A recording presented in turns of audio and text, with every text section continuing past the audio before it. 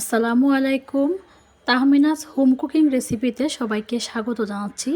আজকের পর্বে তৈরি করে দেখাবো একটা ডিম দিয়ে ফ্রাই প্যানে ভ্যানিলা কেক। নো ফেল একটা রেসিপি, আপনারা যে কেউ তৈরি করতে পারবেন। নরম তুলতুলে আর স্পঞ্জি, মনেই হবে না যে এটা ফ্রাই প্যানে তৈরি হয়েছে, এতটাই মজার। কম সময়ে ঝটপট তৈরি করা যায় অনেক সহজে। প্রথমে একটা বাটির উপর একটা চাল নিয়ে নিয়েছি আর নিয়ে নিচ্ছি 3-4 কাপ ময়দা, হাফ চা চামচ বেকিং পাউডার, হাফ চা চামচ বেকিং সোডা। এবার সব কিছু একসাথে খুব ভালো করে চেলে নিব। তারপর একটা চামচ দিয়ে একসাথে মিশিয়ে নিচ্ছি আর এই বাটিটাকে আমি একটা সাইডে রেখে দিচ্ছি। আরেকটা বাটিতে নিয়ে নিয়েছি একটা রুম টেম্পারেচারে থাকা ডিম। কেক বানানোর ক্ষেত্রে ডিম ফ্রিজে থাকলে অবশ্যই 1 ঘন্টা আগে নামিয়ে রাখতে হবে। এখন একটা হ্যান্ড উইক্স দিয়ে প্রথমে ডিমটাকে খুব ভালো করে ফেটিয়ে নিচ্ছি। হ্যান্ড উইক্স না থাকলে কাঁটা চামচ দিয়েও এই কাজটা করতে পারবেন। এখন হাফ কাপ চিনি নিয়েছি, অল্প অল্প করে দিব আর খুব ভালো করে মিশিয়ে নিব। আমি 3 থেকে 4 বারের মতো চিনিটাকে মিশিয়ে নিয়েছি। প্রায় 5 মিনিটের মতো ডিম আর চিনিটাকে আমি বিট করে নিয়েছি। বিট করতে করতে এটা দেখবেন সাদা ফোমি আর ফ্লাফি হয়ে গিয়েছে, তখন বুঝতে হবে এটা খুব ভালো করে মেশানো হয়ে গিয়েছে। এখন আমি এখানে দিয়ে দিচ্ছি ডিমের কাঁচা গন্ধ না করার জন্য 1 চা চামচ ভ্যানিলা এসেন্স। যদি ভ্যানিলা এসেন্স বাসায় না থাকে 1 চা চামচ এলাচের গুঁড়া অথবা 1 চা চামচ লেবুর রস ব্যবহার করতে পারবেন। 1/4 কাপ দিয়েছি সয়াবিন তেল। এখন আবারও খুব ভালো করে সব কিছু মিশিয়ে নিচ্ছি। মেশানোর পর এখানে দিয়ে দিচ্ছি 1/4 কাপ গরুর দুধ। এই দুধটা আগে জাল করা ছিল, তারপর ঠান্ডা করে নর্মাল করে নিয়েছি। এখন আবারও খুব ভালো করে মিশিয়ে নিতে হবে।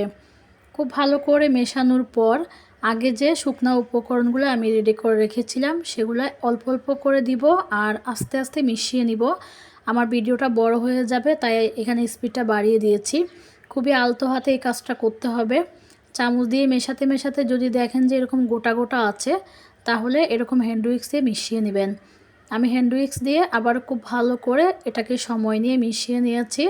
আর মেশাতে মেশাতে দেখবেন খুব সুন্দর স্মুথ একটা ব্যাটার তৈরি হয়েছে। আমার কেকের ব্যাটার একেবারেই রেডি। এখন আমি এই বাটিটাকে একটা সাইডে রেখে দিচ্ছি। এবার আমি একটা ননস্টিকের ফ্রাই প্যান নিয়েছি। এখন সবার বাসায় কম বেশি ননস্টিকের ফ্রাই প্যান আছে। এখন এই ফ্রাই প্যানে আমি সামান্য একটু তেল খুব ভালো করে ব্রাশ করে নিয়েছি। তারপরে যে ব্যাটারটা আমি তৈরি করে রেখেছিলাম সেটা যতটুকু সম্ভব উপর থেকে ঢেলে দিব।